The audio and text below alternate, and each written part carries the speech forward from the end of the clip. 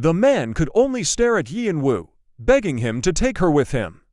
And the man clasped his hands as he said, "A woman telling a man she met for the first time to take her, do you realize what that means?" Then YEONWO said, "Yes, I'm aware. Since my second life here in the underworld, I've realized one thing in desperation. The moment I arrived in this place, I couldn't go back to my original world. And also that, is even more impossible to stay unnoticed by Hyojo. I can't relive that terrible life again. I will become your woman." The man also fell silent while staring and holding YEONWO's hand. Then he smiled slightly and his hand moved to hold YEONWO's cheek. "Your confession somehow feels sad. Just, who in this world," he said.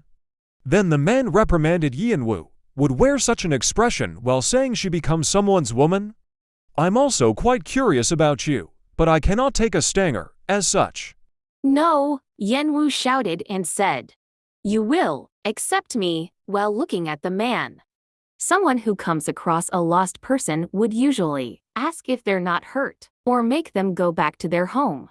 But you asked my family to greet someone called Janggong off the bat, which would mean it's a rule in this place, right? However, you requested for the two of us to discuss out of the blue, despite going against that rule." While staring angrily, YEONWO emphasized, "Am I wrong?"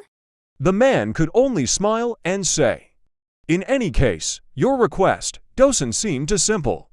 "All right. Then, please excuse me." Suddenly the man lifted YEONWO up and put him on the horse. Then the man said, "Let me propose a deal.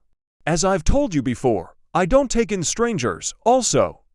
I'm not gullible enough to believe that you truly wish to become my woman. Therefore be honest and tell me what you're aiming for. I'd like to know the real feelings behind your fake confession." YEONWO was silent, and put his hand on the man's shoulder and said, "What I truly wish for is, Mom, Dad, Seowu, and whatever happens, please protect me," YEONWO said. The man smiled and said, "Good."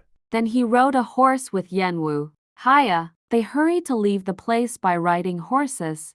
While walking, the man said, "Come to think of we haven't introduced ourselves. I'm Huida. How about you?" "YEONWO, I'm Cha YEONWO."